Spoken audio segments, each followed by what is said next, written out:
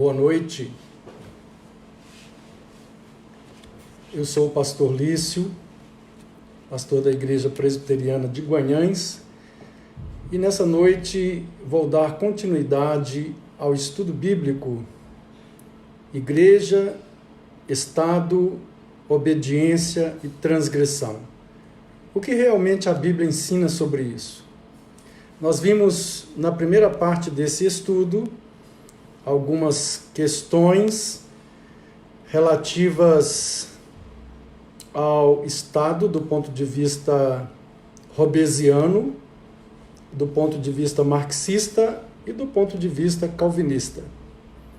Verificamos que o Estado é uma organização social, política, econômica,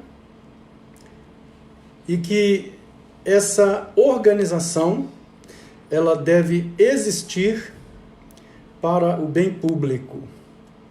Portanto, nós estamos aqui falando mais sobre estados em que o poder emana do povo. Entretanto, vamos também abordar a questão de estados tiranos, estados ditadores, em que partidos políticos se confundem com o Estado ou em que uma personalidade se confunde com o Estado. É bom lembrar que o homem ele tem algumas características, a sua humanidade ela tem algumas necessidades. E segundo João Calvino, o Estado é uma resposta, é uma organização para responder a essas necessidades humanas. O homem, ele é um ser social, ele precisa conviver com. Ele é um homem alter, ele é um homem de alteridade, portanto, ele precisa viver com. Também ele é um homem político, ele precisa se organizar, não só viver com, mas se organizar com o grupo. Ele é um homem econômico, isto é, ele precisa sobreviver em seu meio, em seu habitat, ele precisa dar continuidade à sua existência. O homem ele é um ser cultural, ele precisa inventar, ele precisa reinventar, ele precisa significar o mundo no qual ele existe. Portanto, o Estado ele existe, segundo João Calvino, como um mecanismo de Deus para que haja uma resposta a essas necessidades humanas. Evidentemente que após o pecado não se deixa de perceber que o Estado ele tem sido usado muitas vezes para o bem de poucos em detrimento de muitos. Não é esse o plano de Deus, mas numa história de pecaminosidade, o que era para atender às necessidades da humanidade, passa a proteger um grupo economicamente privilegiado e não protege da mesma maneira a outros grupos. Pois bem, nós paramos naquele ponto sobre autoridade. Uma vez que o Estado agora, essa organização, uma espécie de um contrato social para atender a essas necessidades humanas, inclusive a necessidade de proteção.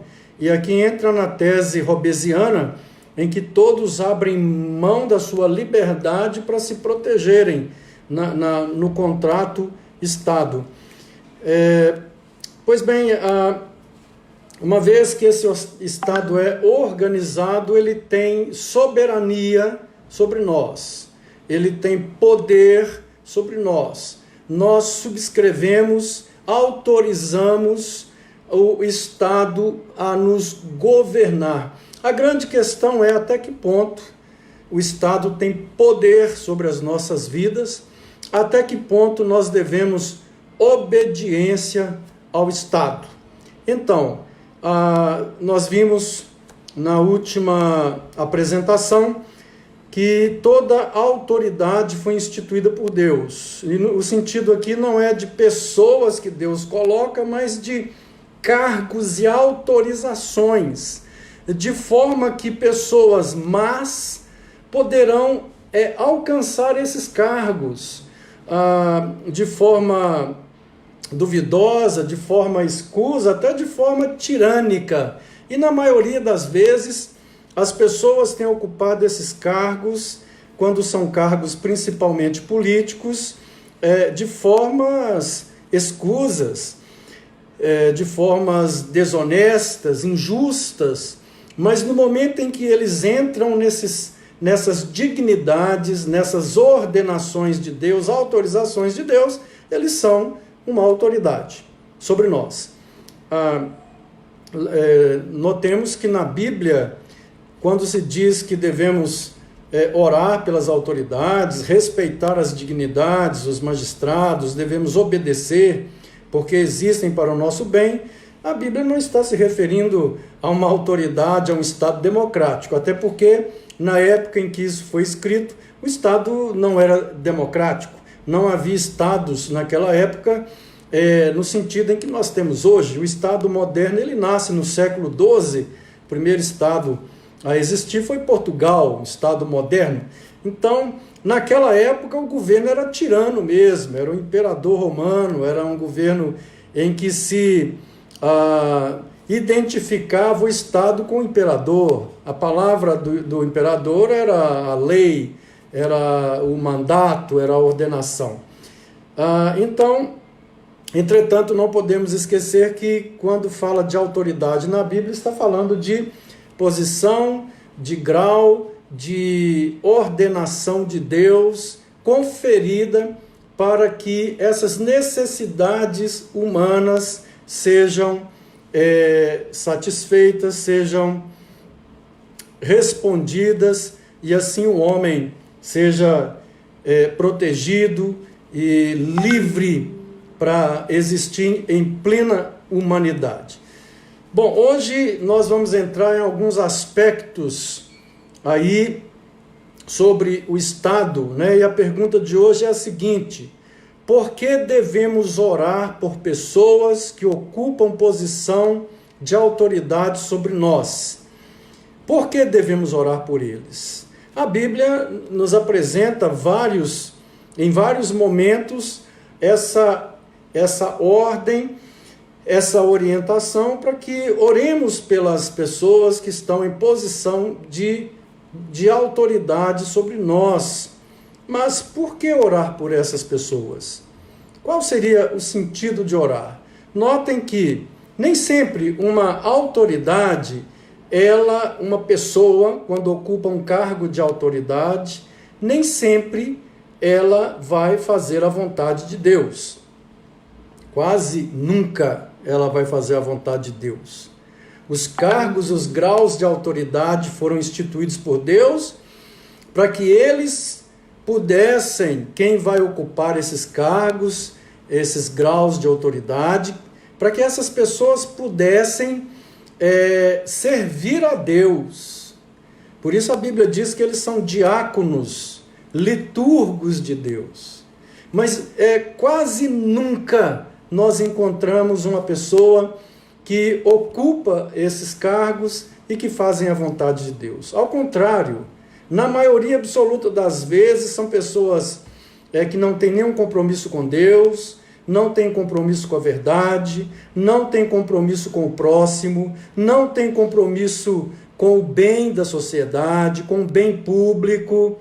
Muitos nós temos visto por aí, com a Lava Jato no Brasil e em outros países também, temos visto casos de corrupção terrível, de pessoas que ocupam cargos de autoridade para desviarem verbas, para se enriquecerem, para dar emprego para parente, alguém da sua família ou algum parente. Enfim, por questões ideológicas, confundem o Estado com o partido político, e assim vai. E, na maioria das vezes, eles estão ocupando uma ordenação de Deus, uma autoridade, mas não estão sendo nem diáconos, servos, nem liturgos, servos de Deus. Por que devemos orar por essas pessoas? Exatamente o primeiro motivo é esse, porque as pessoas, o ser humano tem uma natureza corrupta, de acordo com a Bíblia. Essa história de que o homem é bom, que o meio é que faz o homem, essa não é a mensagem bíblica. A Bíblia nos ensina que a natureza humana, ela não é nada boa. E se ela não for detida pelo Espírito Santo e inspirada pelo Espírito Santo, ela não consegue fazer nada de bom. O primeiro motivo é esse. Então precisamos orar por essas pessoas para que Deus infunda nelas altruísmo, para que Deus infunda nelas temor, medo, para que Deus mova o espírito delas para elas fazerem o bem. Por quê? Porque todo o bem procede de Deus. E se essas pessoas não forem visitadas por Deus, e se elas não tiverem uma formação de caráter, de integridade, essas pessoas, elas vão acabar, evidentemente, elas vão acabar se corrompendo, o que a palavra de Deus nos ensina. O celular está chamando aqui, mas eu já desliguei. Bom, vamos acompanhando para frente. Desculpem aí, deixei o celular ligado aqui, acabou que ele atrapalhou um pouquinho. Vamos dar continuidade. Eu quero aqui agradecer ao Mauri, estou vendo aqui o Mauri. Tudo bem, Mauri? Maria Lúcia Fernandes, João Reis, obrigado. Célia, Fernanda Ayala também está assistindo. Fernanda Ayala, muito bem. Públio Ronaldo, reverendo Públio, grande abraço. Ok, então, dando continuidade, o primeiro motivo para orar é porque realmente o ser humano, a tendência dele quando lidar com o poder é se corromper.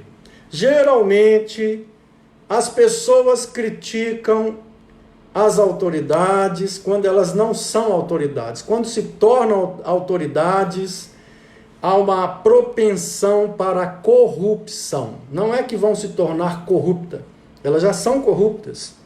Elas não têm caráter, elas não têm uma boa formação do caráter. Ela simplesmente vai sair vai sobressair aquilo que elas sempre foram, e quem sabe estava embustido, estava escondido dentro delas.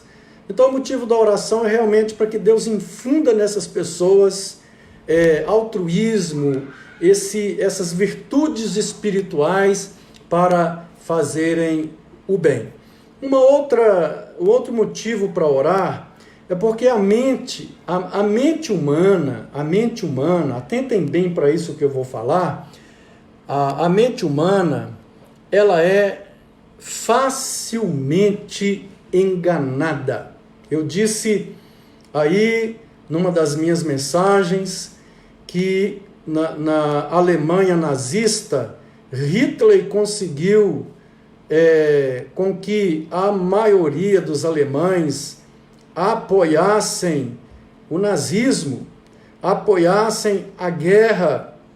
É claro que muitos alemães não sabiam na época dos campos de concentração. Mas como é que Hitler conseguiu esse feito com os alemães? Através de discursos inflamados todos os dias, 5 horas ou 6 horas da tarde. Isso foi narrado pelo por um pensador chamado Rollo May, pensador americano, e ele fez essa análise. Todos os dias Hitler fazia um discurso pela rádio ao findar da tarde. E a pergunta que a gente faz, por que Hitler, a máquina de propaganda nazista, escolhia esse horário? É muito simples de entender. As pessoas estavam vindo dos seus trabalhos cansadas. Elas estavam com a vigia delas, o discernimento, a crítica, o senso crítico delas estava baixo, estavam desarmadas. A pessoa, quando ela está cansada, ela não tem um senso crítico muito bom. E o que acontecia? É que elas iam ouvindo aquele tipo de discurso impregnado, recheado de chavões, de palavras que são usadas geralmente em lavagem cerebral, social, que é possível fazer isso. Especialistas da máquina nazista que montavam esses discursos. Os alemães apoiaram a guerra, estavam com Hitler. No final da guerra, quando não havia mais na Alemanha soldados adultos, o exército alemão era constituído de crianças de 10, 8, 10, 12 anos, com armas na mão, lutando contra os aliados que já estavam entrando na Alemanha. O ser humano tem uma mente muito suscetível a ser enganada, a hipnose, tranquilamente. E em Apocalipse, no capítulo 20, no versículo 3, se você estiver aí com a sua Bíblia, mais ou menos isso lá, o texto vai falar sobre engano, capítulo 20, versículo 3, e diz assim, está falando sobre o dragão, sobre Satanás, que é o mestre dos enganos. E o apóstolo Paulo chega a falar que ele se transforma em anjo de luz para enganar. Pois bem, diz assim, que ele foi lançado no abismo, fechou e pôs selo sobre ele, para que não mais enganasse as nações, até se completarem os 1000 anos. Satanás foi preso, foi amarrado, para não mais enganar as nações. Notem que a questão do engano, ele está claro na Bíblia. O primeiro agente do engano é Satanás. Ele é realmente especialista em enganar autoridades. Especialista. Então, nós precisamos orar para que Deus dê a esses homens percepção, para que Deus desvende os olhos, para que vejam e entendam o que realmente é a realidade. Não sejam dopados, cegados por ideologias, por mentiras, engodos e enganos. Devemos orar por isso. Devemos orar também por eles, para que Deus os inspire a fazer o bem.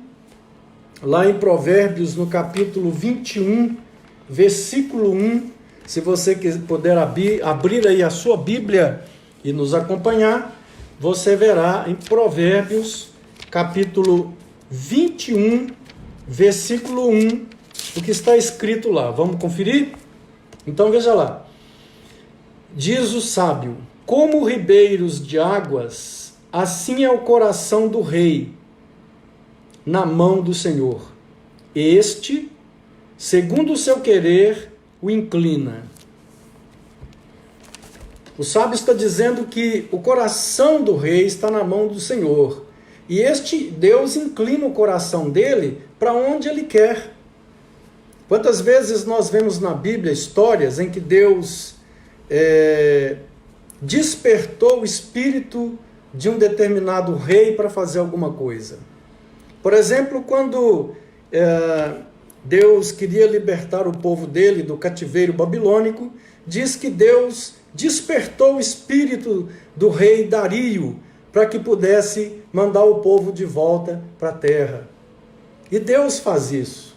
Deus trabalha nas profundezas do inconsciente humano e despertando sentimentos para que a pessoa faça o bem para o público. Sempre lembrar o seguinte, que Estado é uma resposta, é uma organização de resposta a necessidades humanas, necessidades econômicas, necessidades políticas, necessidades de organização, culturais, como eu disse no início dessa abordagem. Então, precisamos orar por eles sim, para que Deus os inspire a fazerem o bem para o público, porque o fim do Estado é fazer o bem para o público. Quando o Estado não está fazendo o bem para o público, ele já desviou da sua principal missão. Mas há ainda um outro motivo pelo qual devemos orar pelas autoridades, é para que tenhamos vida tranquila. Nós precisamos orar por eles para que Deus nos dê vida tranquila. E isso está lá na primeira carta do apóstolo Paulo a Timóteo, no capítulo 2, versículo 2, em que Paulo está falando com os cristãos para eles orarem todo o tempo pelas autoridades, e ele diz assim: orar em favor dos reis. É claro, naquela época não havia ainda o tipo de Estado que nós temos hoje, geralmente eram monarquias. Então ele diz: orar em favor dos reis e de todos os que se acham investidos de autoridade, para que vivamos vida tranquila e mansa, com toda piedade e respeito. Aqui eu quero contar um caso rápido.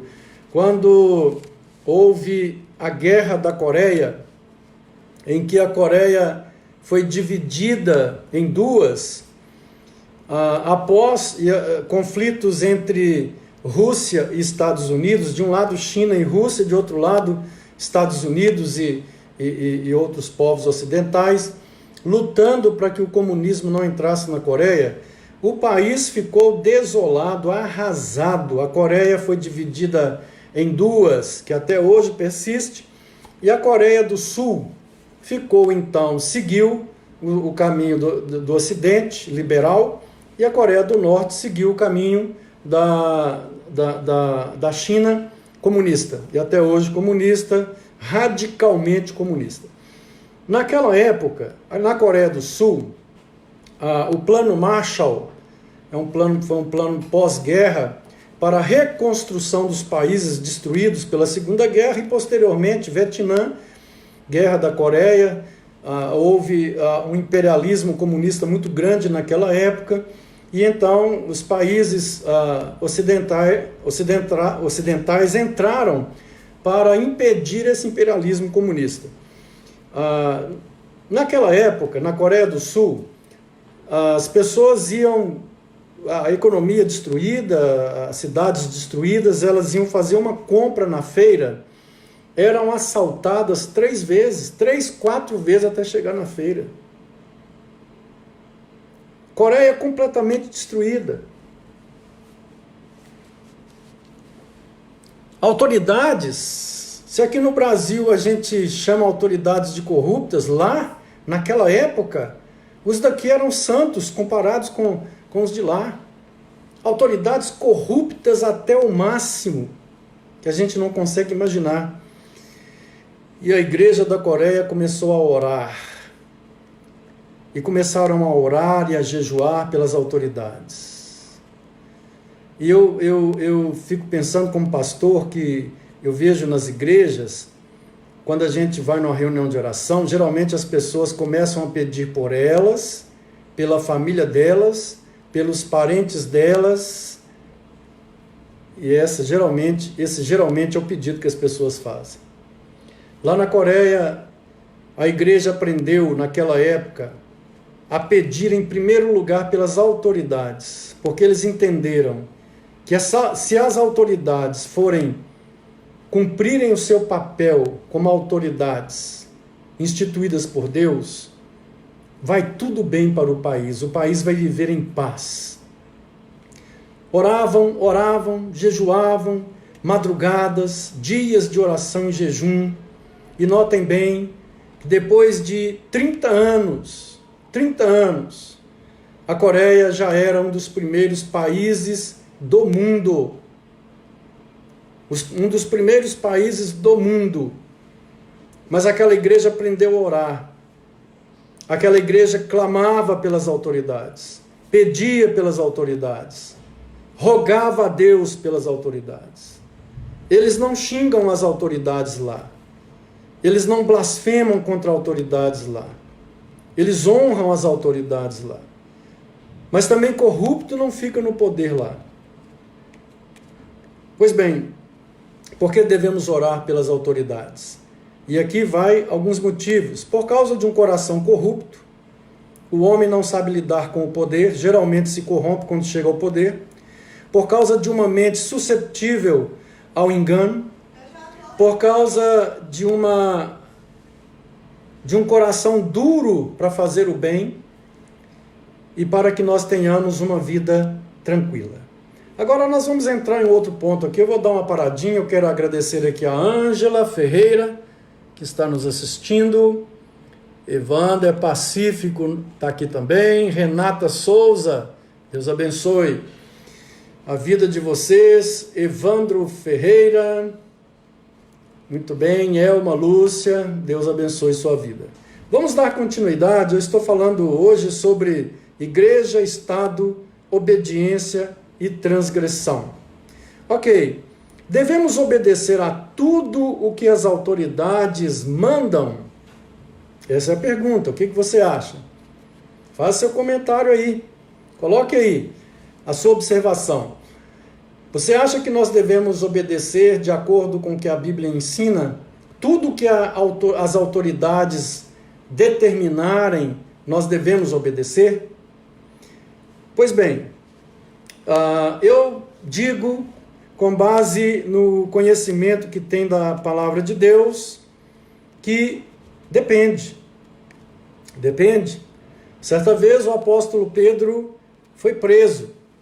Os apóstolos foram presos, e não só uma vez, muitas vezes. O cristianismo, ele começou debaixo de perseguição. Depois ele enfrentou 300 anos de perseguição no império. Geralmente tinha cristão preso, sendo morto, sendo exilado, sendo impedido de exercer a sua cidadania, enfim, vários tipos de punições. Pedro foi preso e as autoridades de Jerusalém chamaram Pedro e falaram assim com ele: olha, nós vamos te soltar, mas você está proibido de pregar sobre esse Jesus Cristo aqui em Jerusalém. E Pedro, então, voltando-se para as autoridades, disse para elas: olha, mais importa obedecer a Deus do que aos homens. Esse é um princípio que nós temos, e aqui nós vamos fazer uma abordagem à questão do foro, o foro espiritual e o foro cívico. O Estado, o que é o foro espiritual? O foro espiritual é algo que ninguém pode entrar. Ninguém pode entrar. O foro íntimo, o foro da fé. O foro do Estado é o foro cívico, é o foro social. O foro espiritual não é jurisdição de Estado nenhum. Todas as vezes que um Estado quer entrar no campo da moral, quer entrar no campo da fé, quer entrar no campo espiritual, deixou de ser um Estado liberal, um Estado democrático, passou a ser um Estado ditador, tirano, autoritário, totalitário. E essa discussão é antiga, a gente poderia aqui ficar vários dias falando sobre isso. O poder do Estado é um poder cívico, civil. O poder da igreja, o poder da religião é um poder espiritual. Notem que o apóstolo Pedro obedecia em tudo. Não pode matar, não pode ferir, não pode roubar, não pode fazer isso, e o Estado tem um elenco de muitas leis que são feitas para nos proteger uns dos outros, e aqui entra a visão hobbesiana de Estado, mas todas as vezes que o Estado aprovar algum tipo de lei que fere o culto e a liberdade de crença, então o Estado está entrando num campo que não é dele. E a igreja não deve obediência ao Estado. Vou dar alguns exemplos para não haver confusão aqui.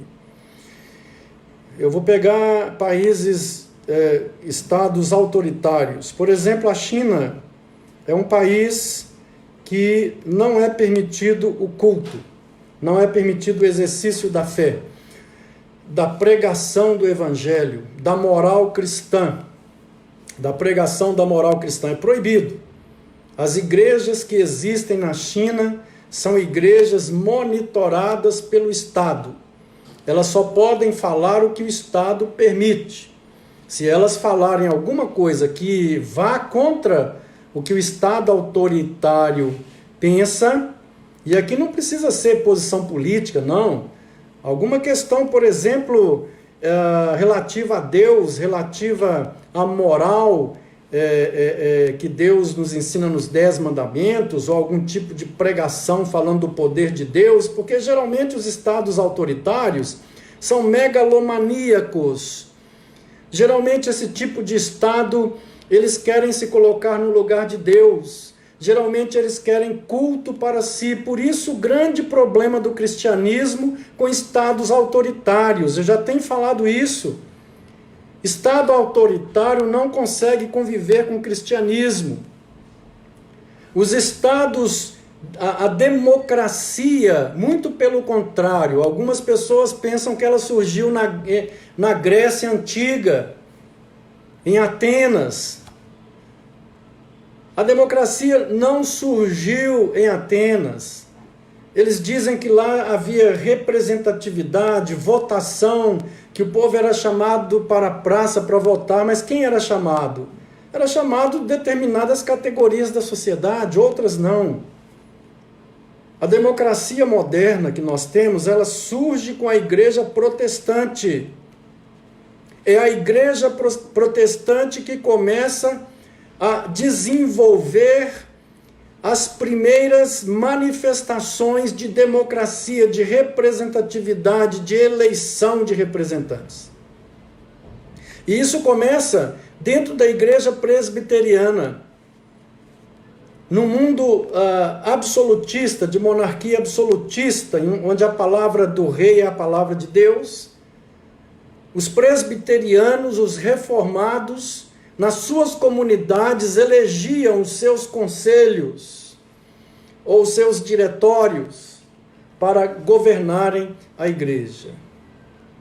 Portanto, estados autoritários, totalitários, não combinam, nunca combinaram com o cristianismo. Lá na China existem sim igrejas que o Estado libera, mas são igrejas que não podem sair da linha, não podem falar nada que vá contra o que o Estado quer, o que o Estado pensa. Pois bem, Pedro falou com as autoridades, chamaram Pedro e disseram: vocês vão parar de pregar o evangelho. E Pedro disse para as autoridades, e esse é um princípio do foro da liberdade da igreja: importa obedecer a Deus. Todas as vezes que o Estado criar uma lei, uma legislação que confronta com a palavra de Deus, com os valores de Deus, com os princípios de Deus, a igreja não deve obedecer. Então, suponhamos, por exemplo, vamos voltar aqui com a China. Lá na China, é proibido a igreja que não se curva diante da divindade do Estado, é proibido essa igreja se reunir. A reunião tem que ser monitorada. Mas todos nós sabemos que a igreja chinesa se reúne. Ela obedece todos os preceitos do Estado, todas as leis do Estado, que são para preservação, que são para o bem da sociedade. Mas no que diz respeito à sua fé e à sua liberdade de reunião, ela continua reunindo. Até aonde nós sabemos, essa igreja clandestina lá na China, igreja cristã, ela é uma das maiores igrejas do mundo. É chamada de igreja da cortina de bambu. Na antiga União Soviética, chamada igreja que está atrás da cortina de aço, que também outra federação de países, na época comunistas, a igreja também foi perseguida, porque comunismo e igreja cristã não combinam. Quando a igreja cristã se torna comunista, pode ter certeza absoluta que apostatou da fé. Porque ninguém precisa ser comunista para ajudar os outros. Jesus já ensinava isso muito antes de Marx. Ninguém precisa ser comunista para dividir aquilo que tem de forma que vá não contra a sua vontade, mas de forma liberal.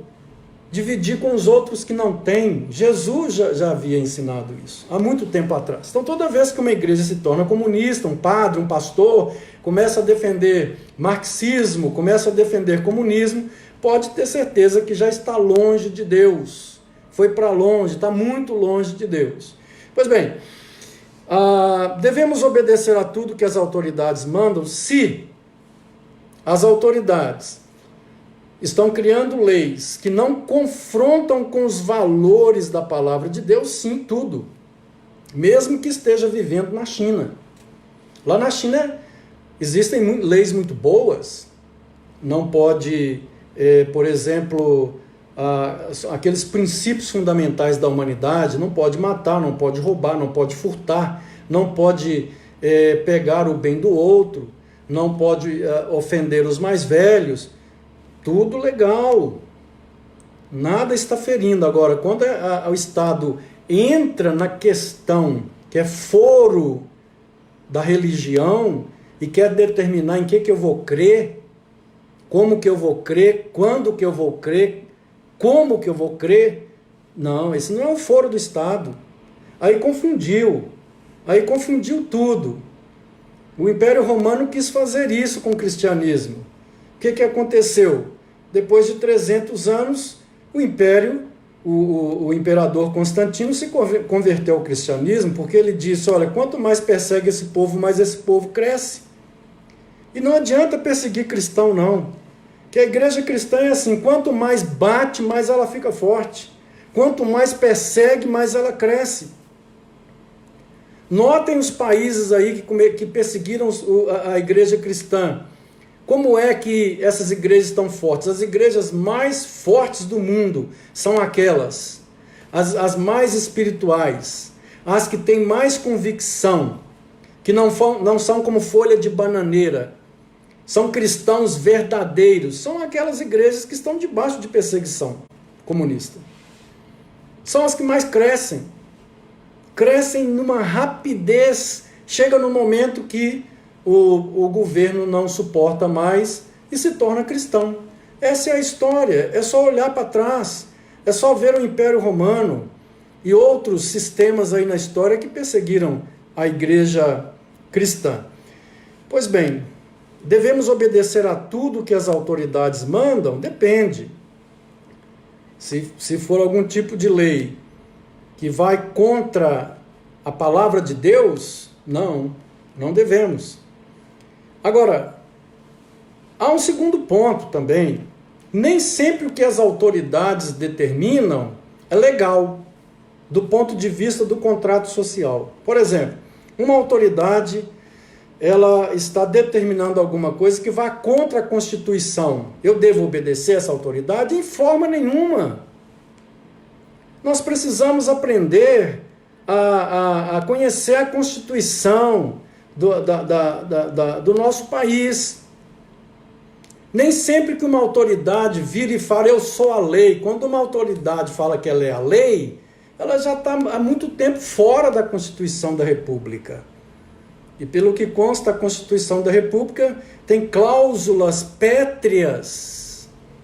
E uma das cláusulas é a liberdade de pensamento, de expressão, de ir e vir, de culto, inclusive de religião. E aqui eu não estou falando só para a igreja, eu estou falando para todas as religiões. Liberdade de pensamento, liberdade de expressão, liberdade de ir e vir, liberdade de crença, de filosofia.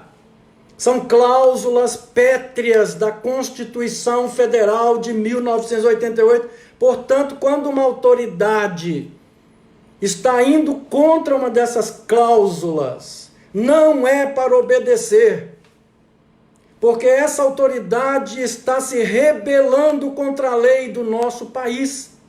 Esse é um segundo motivo pelo qual nós não devemos obedecer uma autoridade, se ela faz isso, evidentemente.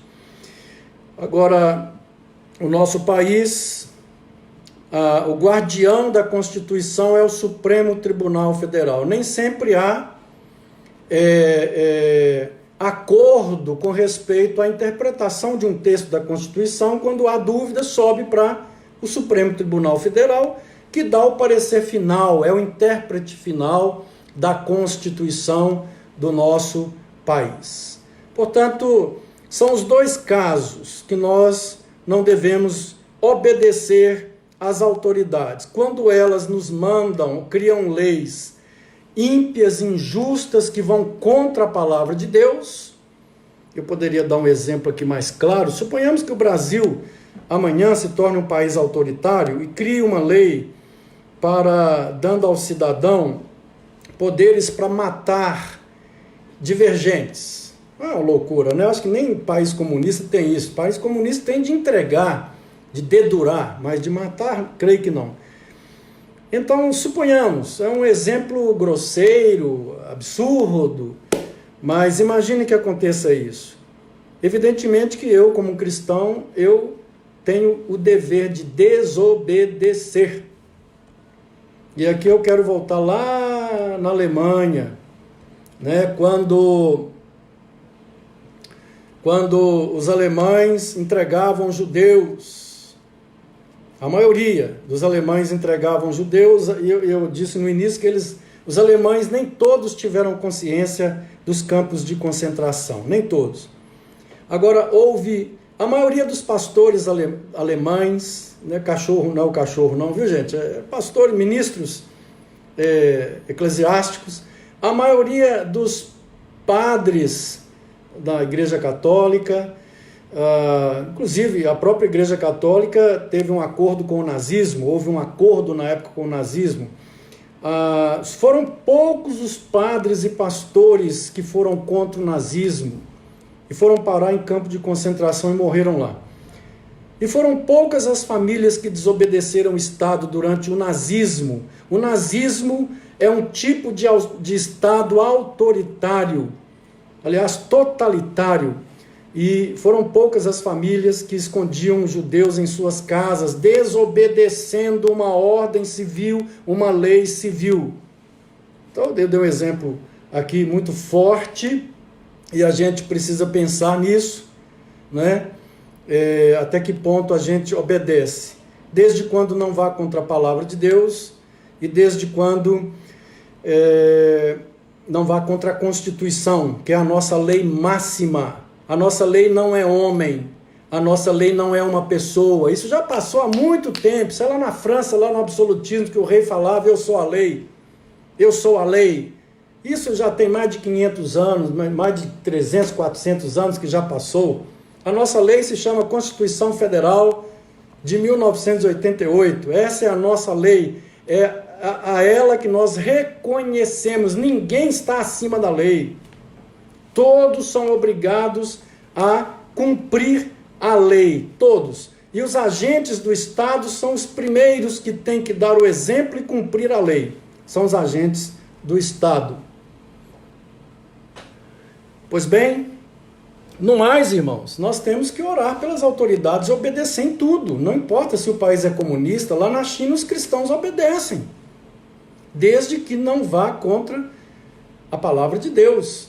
Proibiu de reunir, evidentemente, deixa eu abrir um parênteses. Nós estamos passando por uma situação emergencial.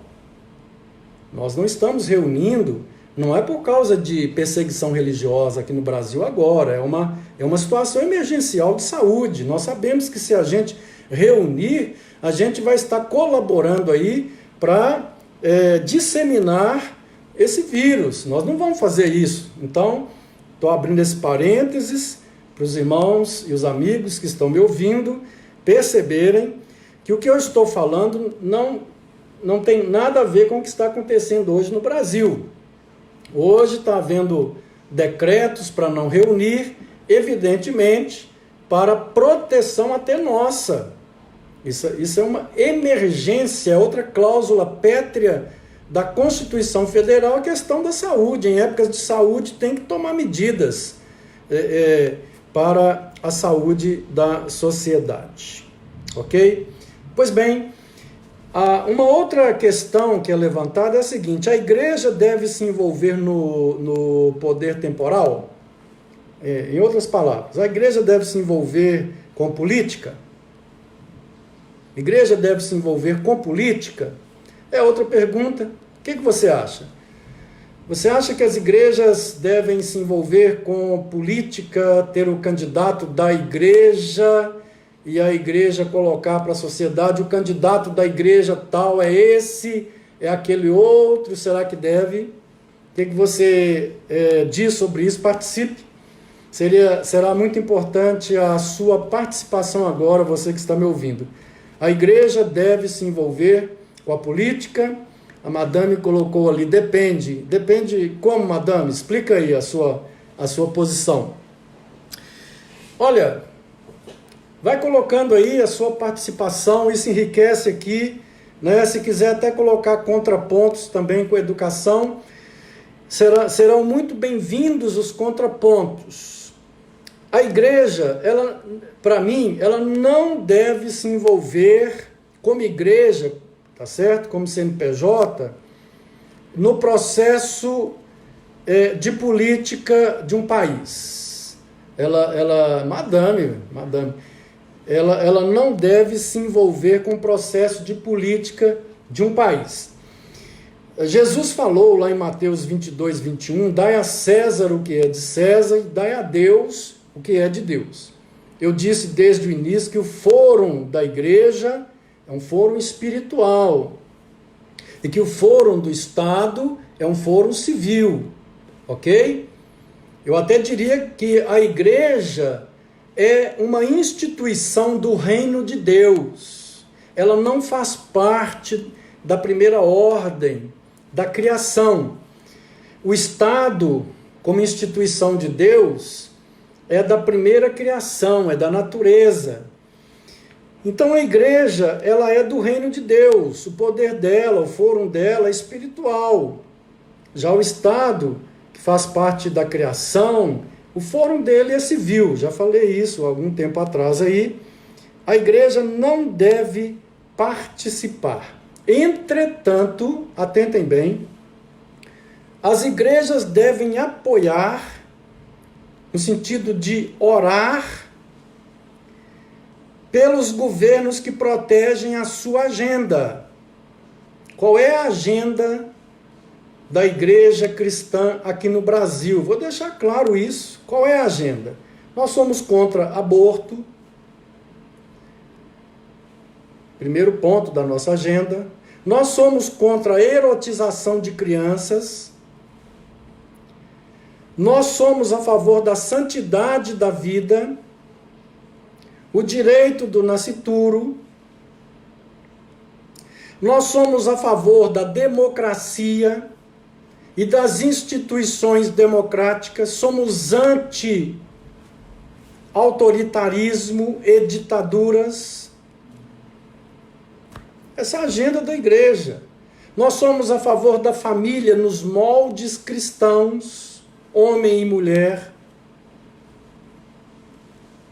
Nós somos a favor de arte e cultura que realmente revelem o que há de mais bonito no ser humano.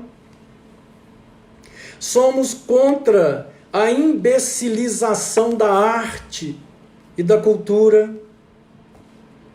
Pois bem, um governo que apoie esse tipo de agenda é um governo que nós devemos, não como igreja, mas como indivíduos e cidadãos, apoiar. Devemos apoiar esse tipo de governo que defende essa agenda, mas não como igreja. A igreja não deve se envolver de forma nenhuma em processo político, nas questões civis, mas como cidadão, CPF, sim, nós devemos apoiar como cristãos esse tipo de governo que apoia essa agenda. Então a igreja deve orar pelas autoridades, ela deve clamar e também, aqui entra um outro papel da igreja e aqui dos cristãos, profetizar todas as vezes que o Estado se corromper. E esse é um ponto que nós vamos deixar para uma próxima conversa, na quarta-feira que vem. A igreja, ela deve profetizar todas as vezes que o Estado se corromper, todas as vezes que o Estado sair do seu papel, deixar o seu papel. Qual é o papel do Estado? Qual é a missão do Estado? É o bem público, o bem público. Então, todas as vezes que o Estado se corromper, que ele partir para posturas que vão contra a agenda cristã, a igreja deve sim profetizar. Ela deve se manifestar. E é aqui que nós vamos entrar no que Calvino ensinou, que a igreja não deve se misturar na política, mas ela deve estar caminhando ao lado do Estado, e todas as vezes que esse Estado vai se tornando um Estado tirano, um Estado autoritário, um Estado que promove a imoralidade, um Estado que promove a bandidagem, um Estado que promove o afrouxamento das leis, sim, a igreja deve levantar e dizer para o Estado que ele está errado. E não era isso que os profetas faziam? Quantas vezes os profetas iam aos reis e diziam para os reis que os pobres estavam sofrendo, que os ricos estavam ficando cada vez mais ricos, a injustiça social era condenada pelos profetas, a idolatria era condenada pelos profetas, a imoralidade era condenada pelos profetas. A igreja tem essa missão profética com respeito ao Estado? Sim, com certeza, mas esse é um ponto que nós vamos aprofundar na terceira parte dessa palestra, terceira e última parte dessa palestra, ou desse estudo, ou dessa fala que estou fazendo aqui na minha live. Eu quero agradecer muito a todos os que participaram, a Mara, a Ivoninha Bragança, eu sempre chamei de Madame, né? Nós trabalhamos muitos anos juntos no Instituto Gammon, e ela hoje foi efetivamente, participou bastante aqui da nossa palavra. Mauri, meu querido Mauri, Deus te abençoe, Jaciara, e a gente vai se despedindo aqui, pedindo a Deus que abençoe a sua vida, abençoe o nosso país, até no domingo de manhã, quando vou fazer a minha próxima live, mas na quarta-feira é que nós vamos dar continuidade à última parte desse meu estudo, foi dividido em 3 partes, que é sobre igreja, Estado, obediência e transgressão. Que Deus te abençoe, um beijo no seu coração.